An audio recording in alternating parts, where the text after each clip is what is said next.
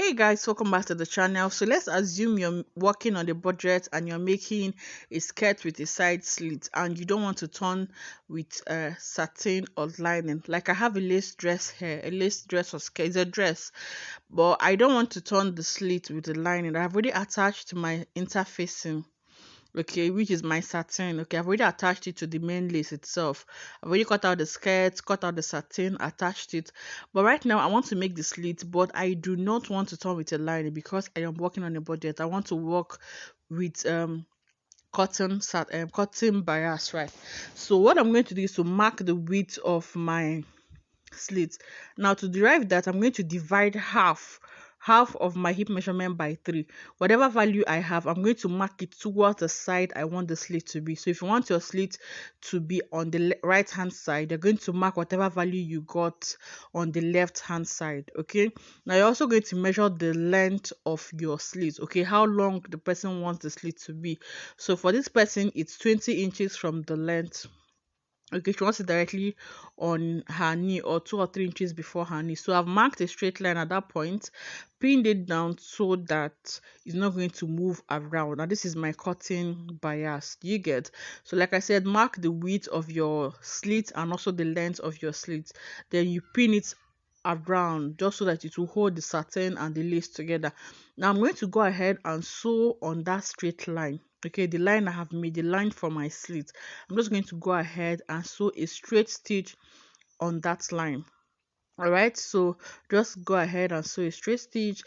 You're welcome to this channel. If you're new, you're welcome. This is Letty. So with Noni, and here on this channel where I upload sewing tutorials.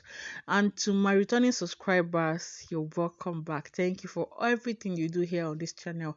Your love, your likes, everything you do here, I see them and I really appreciate. So what I'm going to do is to go ahead and sew all through. This is lace, so you're going to have some stubborn bits on the way. So just make sure that you pull them out so that they don't make contact with your needle and it breaks and it flies everywhere. I've had needle enter my eyes when I was sewing, so you don't want to have that. So while you sew, remove the pins and make sure that this your stitch is on a straight line. That is why I said you should pin. Okay, that's why I said you should pin the lace and the satin together, and also make sure that you rule out a straight line. That's where you're going to have a straight line. You don't want to have your slit, you don't want to have your slit not straight. So now I'm done sewing the straight line. I'll go ahead and take off my pins. You can see I've held the satin and the lace together.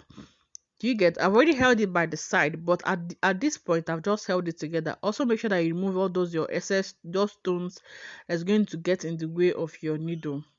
Now you're going to get a cotton bias. So if you want to conceal the bias, you don't want the bias to be on the right side, you're going to do whatever I am doing now on the right side of the fabric. But I want the cotton bias I'm going to work with to be showing on the right side of my fabric, so I'm working from the wrong side. I hope you understand what I've said. I want this cotton bias to be showing on the right side of my fabric by the time I'm done, just for decorative purposes. But if you want to conceal yours, whatever I'm doing here, you're going to start doing it from the right side of your fabric.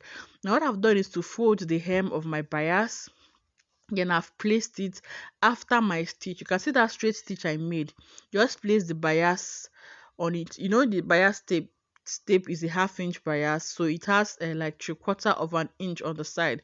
So place it after the stitch that you've made and you start sewing with that 3/4 of an inch that the bias tape comes with. Okay, so the bias tape is just going to guide you. Just make sure that you place the bias right after the straight stitch that you've already made. So now that I've done that, I'm just going to start sewing from the edge. Okay, from the lower part I'm going to sew all through to where I have the length of my slit, or where I want the length of my slit to stop.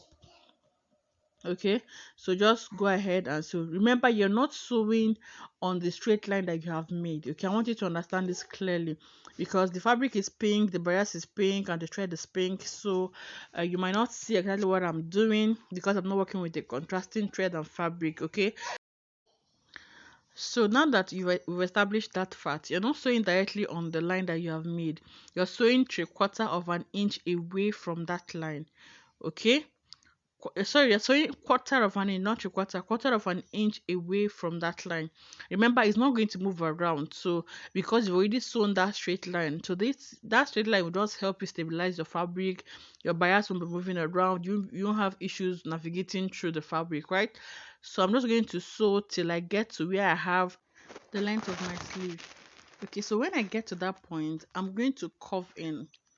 Okay, so it's just going to be like a curve, round a curve. I'm not going to sew on a straight line. I'm going to just try and narrow down my hand, okay, on my stitching, just on a curve. Okay, so you're going to see exactly that when I get to that point. Okay, so remember, when you're coming down with your stitching, just make sure that you're coming in such a way that you have in mind that at the end of the slit, okay, that you're going to have a curve. So I've just made a curve in my chalk so I can follow it. You can see the slight curve that I have there. Okay, so you're just going to make sure that you sew around a curve when you get to the edge of the slit.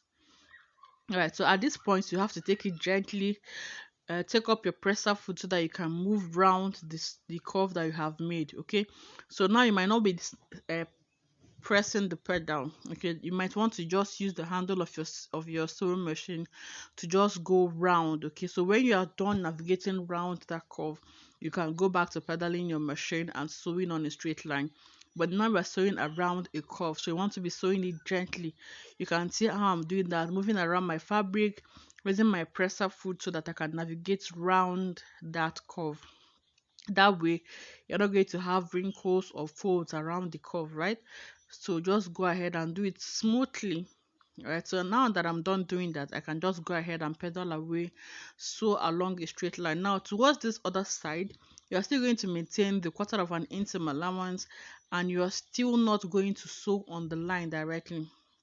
Okay, so I'm done, and you just have to go ahead and still fold the edge of your bias when you get to the finish point right now. So that now that I'm done doing this, I'm just going to go ahead and cut out any excess thread that I have. You can see, so from this edge you can see that I have a curve around that point. Now what I'm going to do next is to go ahead and slash this open. Now remember the midpoint, the place you had already made your first stitch. Okay, the first straight line that we made, the straight stitch that we made at the initial point, we're just going to cut through that point, right? Directly just cutting in between the bias fold.